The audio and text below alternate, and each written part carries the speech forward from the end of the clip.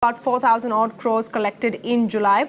There's also a decline in the number of people filing their returns. 37.63 lakh registered taxpayers have filed their returns out of 68.2 lakh who were expected to file their GSTR 3B forms during August.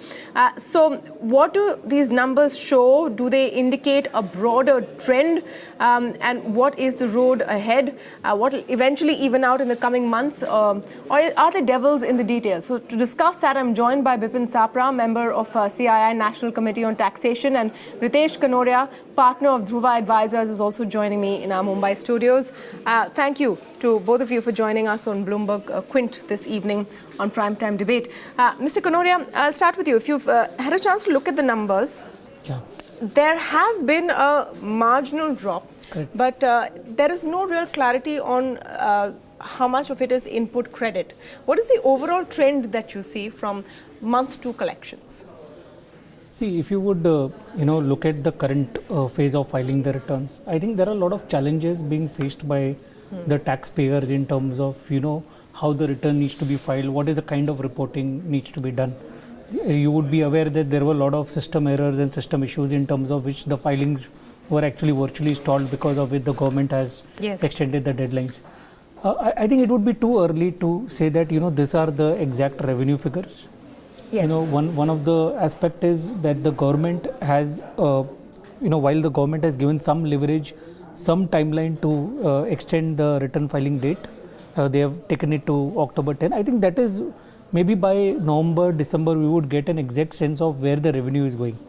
At this stage, I think it is mere guesstimate. I would not say this is an exact number of the revenue which is coming out of GST. Yeah. On the credit, so for example, the transfer forms which were supposed to be filed, they have not yet been filed. People are still struggling with filing of those forms. So the last date for filing of the forms is now 31st of October. So when you look at the revenue, which is the 92,000 odd crores which the government has reported, again that is net of considering credits into account. And what has happened is, in the course of filing, because there were deadlines, people have filed forms which were not correct. So they would have probably taken an enhanced credit on the assumption that tomorrow they would not get an opportunity, and if the credit is not available, they will reverse that credit. When we will see revision in the transfers form, which is somewhere around the end of October, I think that is where the entire picture would start evolving in terms of what is the actual revenue collection out of GST. All right, you have a drop in the number of assessees, or less assessees than were expected. So I'm just reading out what the press note that the government has put out, and there was an expectation of 68.20 lakh assessees, 37.63 lakh have filed the returns, so that's a little over half have filed the returns. One would expect the compliance to increase dramatically, or is there some more time for that? See, currently what the SSCs must be filing is the GSTR 3B. This is not a full-fledged return. And I think what people are probably, making an assumption. So, for example, let me give you an example of one of our clients who is into supplies to SEZ. Now, when you purchase from a local vendor, that transaction is supposed to be reported as IGST. The system is not accepting IGST at all. It is accepting CGST, SGST. So there are numerous such instances where people have actually decided that they will not file 3B. They would actually await the actual filing of returns. So what happens is, your 3B which you file can get rectified while filing your GSTR 1, 2 and 3. And maybe there is some thought process to say that we don't want to file 3B. We would actually go ahead and file 1, 2 and 3. Yeah. So probably the reason why large corporates or some multinationals or some taxpayers would have decided that let us wait for the final 1, 2 and 3, let us not hurry this up. Probably the reason for the drop in the number of filings. Otherwise, there is no reason why the number of filings should have gone down. Yeah, in fact, Bipin Sapra is also joining us now. Welcome to the discussion, Mr. Sapra. What is your take on the numbers? Because there was a view that July is usually a slow month for business, and the first month and things will pick up. Not that it has fallen dramatically, it definitely hasn't. But would you have expected a rise in the numbers, or how do you see the picture as a whole? See, the point is that the picture is still getting clearer. So there is a marginal dip, say 5% dip in the numbers which were there last month. One thing we do not have is the corresponding numbers for last year where we could show a comparison. But as we compare with the last month, one thing is there that more credits are getting taken for more transitional credits are being taken. That's one reason where there may have been a dip. But it's still very early days to say what is the exact cause. So compliance can be one cause where a lot of IGST and other returns are not being able to be filed. So a lot of people haven't filed their returns also, and that process is happening as we speak. I think it will take some more time for the credits to really, for these numbers to really settle down before we can say with conviction that these are the correct collection figures of GST. What are the challenges right now that business is facing with GST? Is the readiness in place now, or is it looking like a more structured situation compared to the last couple of months? See, the things are improving, and they'll continue to improve as we go along. One, the GST is a complex law. The people are beginning to understand. July saw a lot of corporates not issuing invoices, at least the small ones, because they couldn't understand how to issue those invoices. That changed in August. That will further improve. So there are problems from a business point of view to understand and pay the right amount of tax.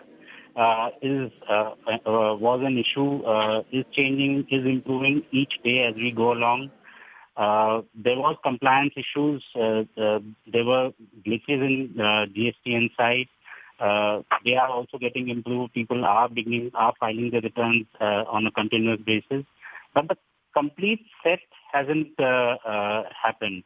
So some issues are there from a business point of view, others from a compliance point of view. Those things would settle down as time goes by.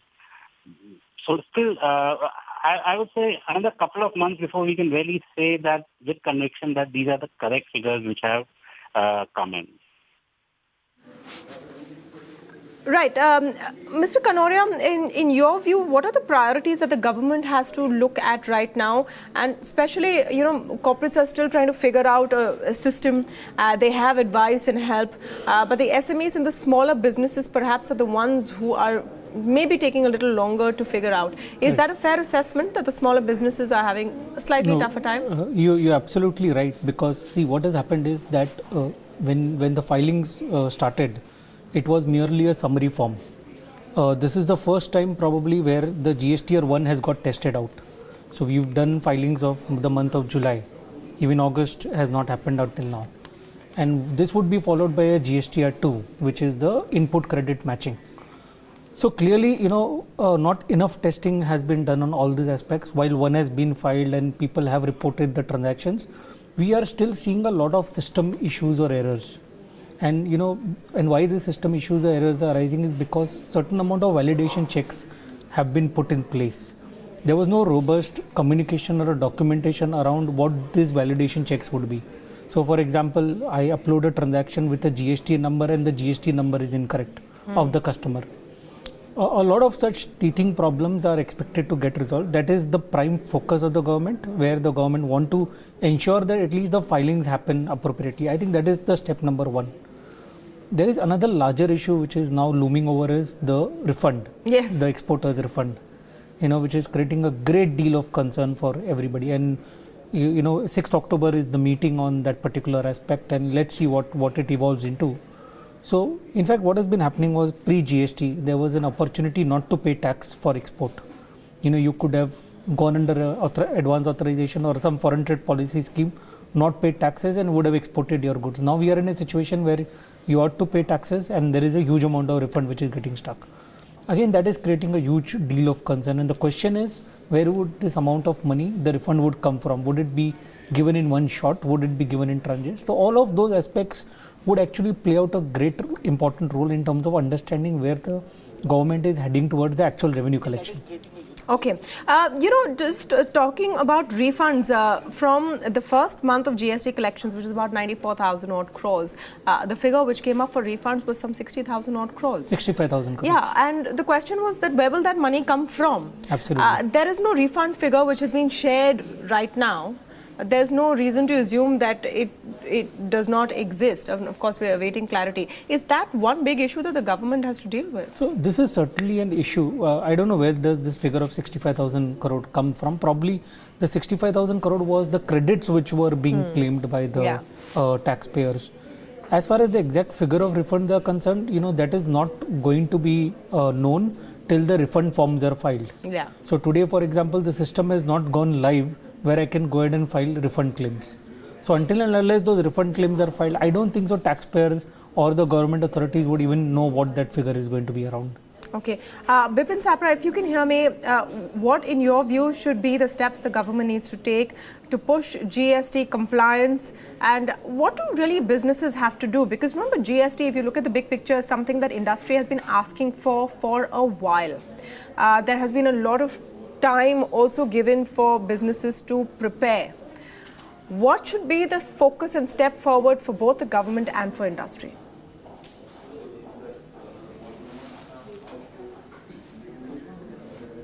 Mr. Sapra, can you hear me? Yeah, I can hear you. Yes. So my question was that, what should be the steps going forward for industry and for government? Because GST is something that industry has been asking for a while. There have been preparations for a while. And what should be the focus for both the government and the industry to smoothen out the process from here on? This perspective, they have to get their systems in place.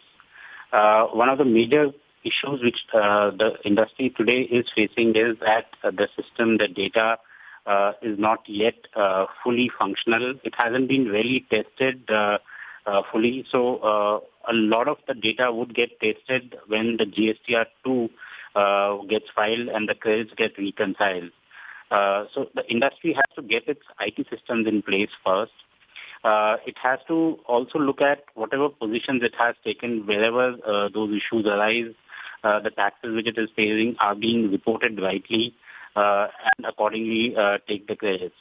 But more importantly, they have to internalize the changes which have come into the GST and start accepting them and get on with the business which they have been doing, so that the life can get back to normal and the business can get back to normal as it was before GST. Absolutely, no point resisting it. GST is here to stay and everyone is trying to make the most of it and smoothen out the process as we move forward. Thank you so much, Mr. Sapra and Mr. Kanoria for joining us on this conversation on Primetime Debate. But the other big subject that we're picking up today on Primetime Debate is the e-commerce sales that we saw panning out over the last few days. Now backed by billions of dollars, e-commerce companies in India offered a festive bonanza to all you shopaholics, and it seems to have done the trick. According to research firm Redseer, India spent a whopping 9,000 crores in the 5-day sale period. That saw the big boys like Amazon, Flipkart and Paytm Mall going head-to-head. To break down these mind-boggling numbers and to analyze the impact this will have on the sector as a whole, we're joined by Mr. Mrigank. He's an engagement manager from Redseer, and Satish Meena. He's a senior forecast analyst at Forrester. So we're going to speak to both of them this evening. Thank you so much for joining us. I'm going to speak to Mrigank first because this is Redseer's figures. And you all have put together how much people spent in the last 5 days. It's a 40% jump from last year? That's correct, Tamana. It's a 40% jump from last year, yes. And where has the big sale, where have the big numbers come from? So I think a couple of big factors driving these numbers. I think the biggest one, of course, is the growth in internet users coming from the Reliance Jio effect. And I think what companies have been able to do is that with their very effective digital advertising and other advertising mediums, all these online population, they have been able to sort of make them excited about the sale, keep their moods high about the sale. And when those people came online, they gave really attractive discounts on categories ranging from smartphones, appliances to fashion. So together, this whole combination has resulted in this new population as well as the old online population spending the 9,000 crores that we are speaking about today. All right, Mrigank, if you can also tell us that how these companies have done, because Paytm Mall was the new player this year, was it able to make a dent at all? So I would say the market was pretty much dominated by the big two, Flipkart and Amazon. So while Paytm, I think in our analysis, they have done pretty well. They have tried to sort of try new tricks like O2O model, where you can pay offline stores with their app. But I think that this festive season has been a tale of the top two players contributing more than I think 80-90% of the total sales. So to summarize, I think smaller players have found it a bit challenging to make a dent, but they have definitely seen some kind of growth over their last year's performance. Satish Meena is also joining me. Satish, how do you break it down? Because all of these companies are making a lot of money. It's adding to their top line. But what about the bottom line? Are they making any money off these sales? Thanks, Tamanna. The thing is, if you see most of the sales which we have seen in this festive season and also last, is majority of them are coming from smartphones, and which is a category with very less margin.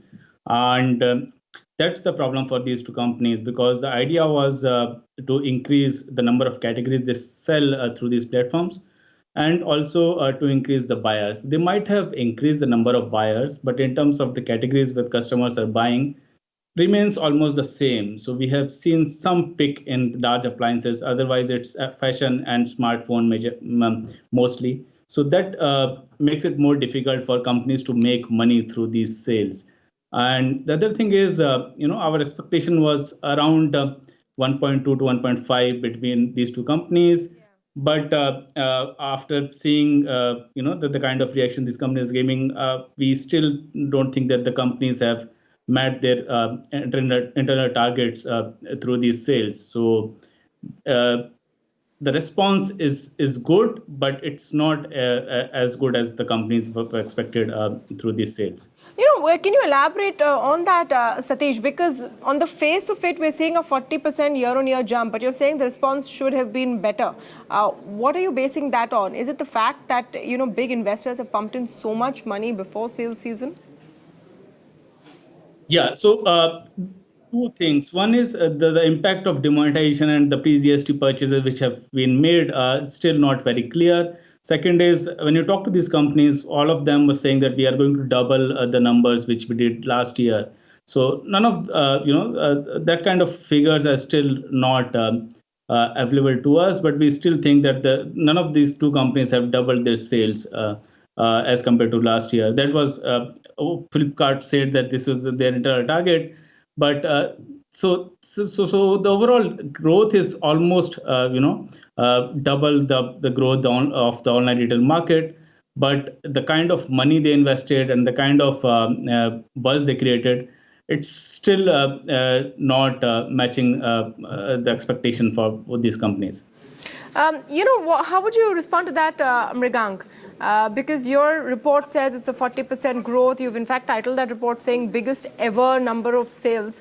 But is it less than what was expected? And is there some kind of consumer pattern that can be inferred from what you have seen? Right, Tamanna. So we look at it slightly differently. So I think I would agree that in some sense, the claims made by the companies before the sales started off, they have not been met. But if you look at it, the 40% year-on-year growth in the sales period, that is humongous compared to the growth seen in the other periods of the e-commerce industry. Because 2016 was really a pretty difficult year for the industry. Every quarter you were seeing barely single-digit growth. And year-on-year, if you look at 2016 versus 15, because of demonetization and other challenges, we just saw 12% growth. So coming on back of a very challenging year in 2016, this really 40% growth is, in our minds, very solid base for the industry to continue its future expansion. And as I pointed out earlier, some of the new consumers that have come on board for the first time, most of them from Reliance Jio and other services who have been coming, a lot of them are going to stick around in the future, and this base of this sales, what has been built up, now those consumers can be sort of targeted to sell the other categories. Both companies are going to sell FMCG, furniture, appliances in a much bigger way to them going forward. So I think this whole sale will provide a platform to diversify from the existing category, plus also increase the sales going forward. So we look at it as a very important milestone after a challenging year for the industry. Just if I want to compare this, Satish, to what we could see in terms of offline sales, because we're just starting that whole sales season. This is the first tranche of it, and this offline, online, and now omni-channel debate is going on. Seeing from what you're seeing from these online sales, is there any forecast you have of what offline sales or, traditional brick and mortar sales are going to be like? So we don't cover the offline retail in this detail, but the thing is, festive season is typically where almost 40% of retail sales happen during these 2 months from Dussehra to Diwali. So there will be a significant jump in offline retail sales also, because last 6 months are not good for online, offline, any kind of retail for the market. However, there are things which will decide, because there are some categories which customers have already purchased online. So smartphone is one category which the market of smartphone is India is structured like that. We use mostly Android phones. The life is between 12 to 15 months, so we can keep on updating them every Diwali or maybe after Diwali. So that kind of sale is not going to be there. We'll see what kind of sales we see in the fashion and appliances category. That's going to be important to see. Other than that, the sentiment is there from the customer side to spend, but how it will be divided across categories is something which we have to see over a period of time. Just one last question from both of you, because at the end of the day, people are also interested in knowing whether the lollipops will continue offline or online. Do you think there's much more to come? Mrigank first. So I would expect that the discounting and the lollipops that you talked about, I think they will be much more targeted going forward. We see that retailers are trying to grow their GMVs in certain categories like FMCG, fashion, appliances. So I think smartphones, they've already done very well. So probably the discounting is going to come down there. But on all these new categories where the market is actually being built right now, we expect that is where the bulk of discounting is going to grow in, because retailers ultimately want to sort of jump into these high margin categories to give them the good long growth paths going forward. So that is where we expect a bit of discounting to come in. And in terms of the number of sales, probably I think the number is we are going to have a few more sales events to end the year, and then of course the next year will start on with the limited sales number. All right, Satish, your view on that question, which our viewers will be very interested in. More discounts in store? Yeah, so you will see discount coming from these websites, because that's the way they bring traffic to these websites. So you will see discounts in smartphones, discounts on large appliances, where you can bring customers to the website, and then you end up selling them more categories. So that's going to be there. You will see 1 or 2 rounds of sales, one round maybe before Diwali, and then just near Christmas. So you will see discounted sales. But we'll still see, look forward to see some data in terms of category expansion, which is more important, because it's almost 10 years and now we can keep on selling smartphones online. We need to move on from these categories, and that's going to be the idea going forward. Absolutely. Thanks so much for that insight, Satish, Meena, and Mrigank from Forrester and Reds here. And that last part is important now. Maybe these e-sellers have to move on beyond mobiles to actually make some money. Thanks for joining us on that conversation. And now time to tell you what the newsmaker of the day is saying. TRAI Chairman R.S. Sharma says interconnect charges cannot be a profit driver for telecom companies. Speaking to Bloomberg Quint's Menika Doshi, Sharma defended the methodology used by the telecom regulator to arrive at the 6 paise per minute interconnect usage charge. TRAI floated a consultation paper in August of 2016, and we went through a process of about 13 months, and we heard all the stakeholders, every telecom service provider and other stakeholders, that is the customers, etc. We had open house discussions, and we finally had a workshop also where every telecom service provider presented their arguments. And then TRAI, based on all these inputs, went ahead and computed the actual cost which is incurred in handling the call, and it came to a figure of 5.9 paisa. and it rounded it off to 6 paisa, and then we issued the regulation on 19th of this month.